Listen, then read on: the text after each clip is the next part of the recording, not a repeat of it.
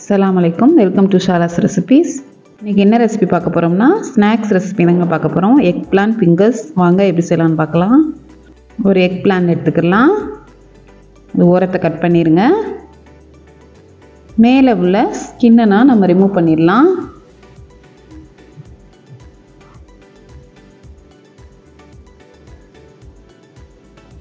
கம்ப்ளீட்டாக ரிமூவ் பண்ணிடுங்க.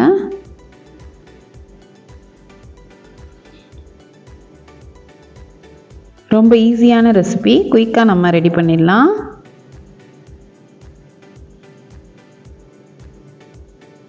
இதை நீள நீளமாக கட் பண்ணிக்கிடுவோம். ரொம்ப தின்னாக கட் பண்ணுங்கள், அப்போ தான் உள்ளே வேகிறதுக்கு ஈஸியாக இருக்கும்.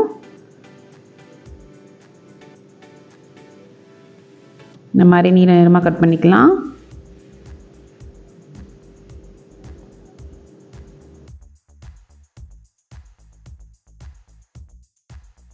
இப்போ ஒரு பவுலில் மைதா அரை cup, salt 1/4 teaspoon, chilli flakes 1/2 teaspoon, meet masala 1/2 teaspoon சேர்த்து நல்லா மிக்ஸ் பண்ணிக்கோங்க.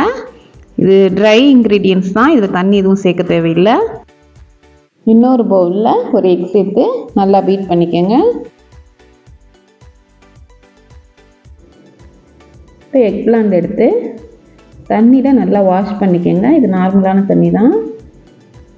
நல்லா வாஷ் பண்ணி மைதாவில் கோட் பண்ண போகிறோம். இந்த மாதிரி கோட் பண்ணிக்கோங்க. ஈரத்தில் நனைச்சி நம்ம கோட் பண்ணையில் நல்லா கோட் ஆயிரும். இப்போ எக்கில் டிப் பண்ணிடலாம்.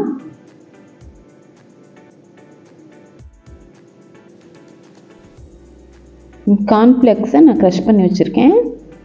இந்த எக் பிளான்ட்டை அதை பிரட்டி எடுத்துடலாம்.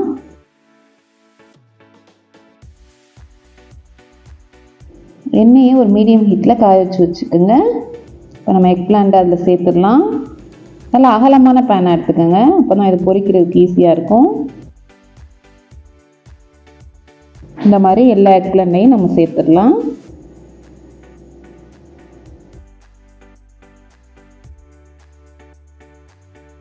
கார்ன்ஃப்ளெக்ஸ் கோட் பண்ணியிருக்கனால நல்லா கிறிஸ்பியாக சாப்பிட்றதுக்கு நல்லாயிருக்கும். கோல்டன் ப்ரௌன் கலர் வந்தோடனே நம்ம திருப்பி விட்டுக்கலாம்.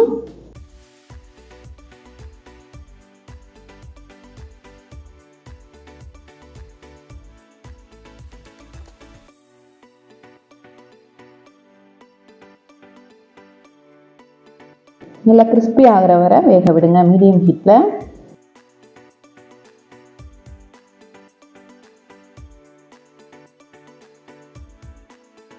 இப்போ எல்லாமே நம்ம குக் ஆயிடுச்சு, எடுத்துடலாம்.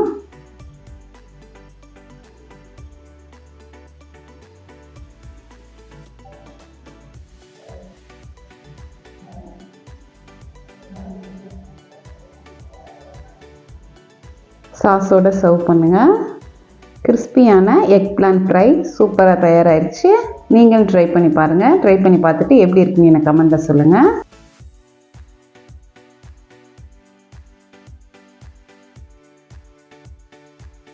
நல்லா டேஸ்ட்டாக இருக்கும்.